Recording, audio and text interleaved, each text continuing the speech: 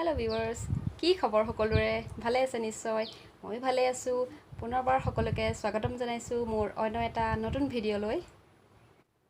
আজি লৈ আহিছোঁ এটা ৰেচিপি ভিডিঅ', পুনৰ ৰেচিপি ভিডিঅ'। আজি বনাম অলপ স্নেক, নিমখীয়া স্নেক অলপ বনাম আবেলি চাহকণ জুতি লগাই খাব পৰাকৈ।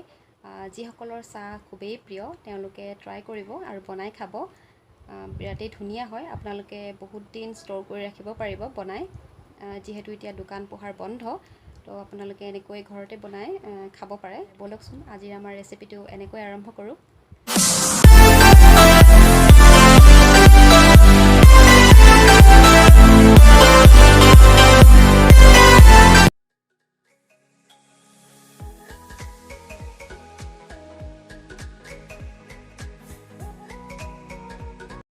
প্ৰথমে ইয়াতে লৈছোঁ 2 কাপ জোখাৰে ময়দা। এয়া ময়দাখিনি লৈ লৈছোঁ মই। তাৰপিছত দিছোঁ 1 টেবুল চামুচ পাউডাৰ চুগাৰ। তাৰপিছত দিছোঁ 1/2 টেবুল চামুচ নিমখ। তাৰপিছত অলপ সোৱাদৰ কাৰণে কালজিৰা দি দিছোঁ, এনেকৈ মোহাৰি পেলাই দি দিব। তাৰপিছত দিছোঁ ৰিফাইন তেল, সৰু চামুচেৰে 2 টেবুল চামুচ হ'লে হ'ল।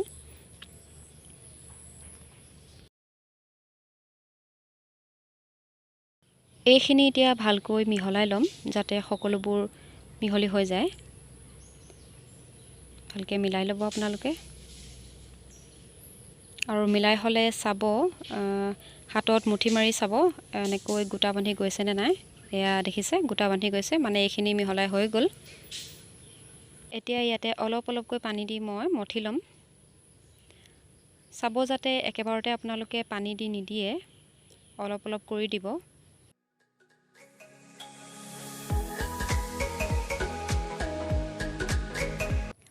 ডোটো আমাৰ কমপ্লিট হৈ গ'ল। এতিয়া ইয়াক 15-20 মিনিটৰ কাৰণে আমি ৰেষ্টত ৰাখিম। এয়া ঢাকি দিলোঁ। 20 মিনিটৰ পাছত এয়া আমাৰ ডোটো ৰেডি হৈ গ'ল। এতিয়া এইটো আমি 4টা ভাগত ভাগ কৰি কাটি ল'ম। ৰুটি বনাবলৈ আপোনালোকে যিটো সাইজ লয় সেইটো সাইজতে আমি 4টা এনেকৈ বল বনাই ল'ম।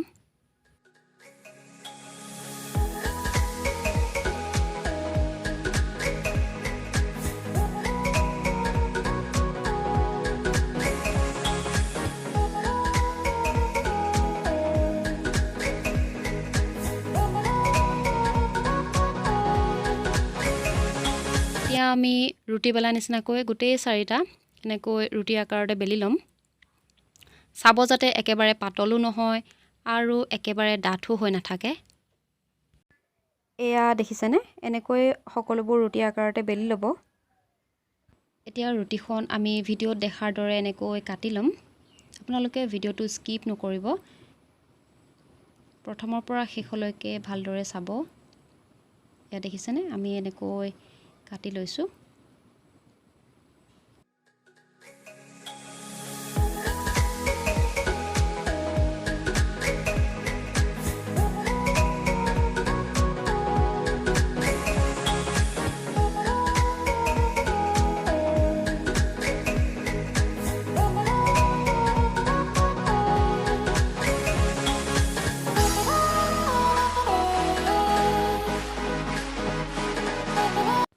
কাটি লোৱা ৰুটিৰ অংশকেইটা এতিয়া এনেকৈ ৰোল কৰি কৰি আপোনালোকে শ্বেপ দি যাওক, বাছ আৰু একো কৰিব নালাগে।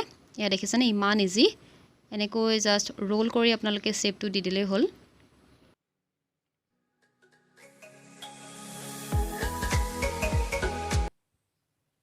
এয়া দেখিছেনে, শ্বেপ দিয়া স্নেককেইটা খুবেই ধুনীয়া লাগিছে দেখিবলৈ।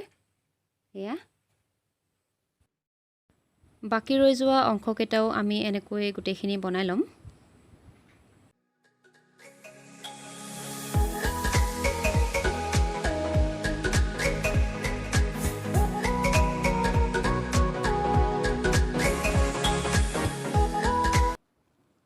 এয়া দেখিছেনে, আজিৰ আমাৰ স্নেকখিনি 2খন প্লেটত জোৰাকৈ হৈ গ'ল। এয়া অকণমান ডাঙৰ কৰিছোঁ, এইখিনি অকণমান সৰু কৰিছোঁ। এয়া খুবেই ধুনীয়া লাগিছে নহয়নে দেখিবলৈ। এয়া চাওক, এইখিনি অকণমান সৰু কৰিছোঁ। আৰু এইখিনি অকণমান ডাঙৰ কৰিছোঁ আপোনালোকৰ ইচ্ছা আপোনালোকে ডাঙৰো কৰিব পাৰে সৰু কৰিব পাৰে কোনো কথা নাই এয়া দেখিছেনে কেৰাহীখন আমি 5 মিনিট আগতে উঠাই দিছিলোঁ এয়া গৰম হৈছে আৰু এতিয়া এটা এটাকৈ আমি দি যাম ইয়াত এয়া আপোনালোকে এবাৰত 10-12টাকৈ দিব পাৰে কোনো কথা নাই লাগিও নধৰে যিহেতু আমি ৰিফাইন তেল লৈছোঁ এয়া এনেকৈ আমি 10টামান দি দিম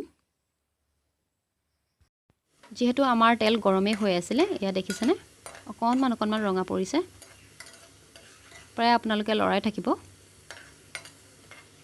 এয়া খুবেই ধুনীয়া হৈছে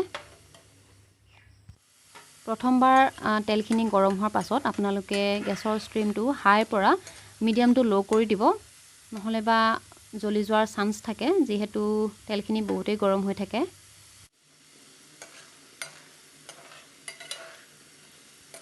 এইখিনি প্ৰায় 50% মান সিজিছে এয়া দেখিছেনে কালাৰটো কিমান ধুনীয়া হৈছে এয়া আমাৰ প্ৰথমৰ বেচটো ৰেডি হৈ গ'ল এইখিনি এতিয়া নমাই ল'ম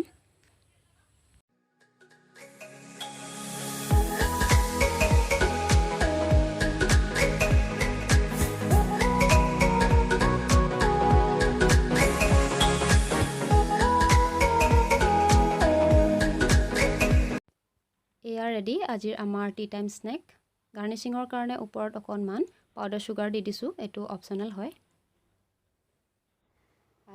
তেতিয়াহ'লে আজিৰ ভিডিঅ'টো চাই যদি ভাল লাগিলে লাইক কমেণ্ট শ্বেয়াৰ কৰিব আৰু ধুনীয়া ধুনীয়া কমেণ্ট কৰিব আপোনালোকে কমেণ্ট কৰিলেহে গম পাম যে আপোনালোকে ভিডিঅ'বোৰ চাই কেনেকুৱা পাইছে নহয় জানো লাইক কমেণ্ট শ্বেয়াৰ কৰিবলৈ যিহেতু পইচা নালাগে আৰু ছাবস্ক্ৰাইব কৰিবলৈ পইচা নালাগে সেইকাৰণে আপোনালোকে বিনা টেনশ্যনত কৰিব এইকেইটা কাম অলপো টেনশ্যন নল'ব আৰু কমেণ্টটো যদি কৰিবলৈ এলাহ লাগে তেতিয়াহ'লে লাইক এটাকে কৰি দিব তেতিয়াহ'লে আজিলৈ আহোঁ বাই বাই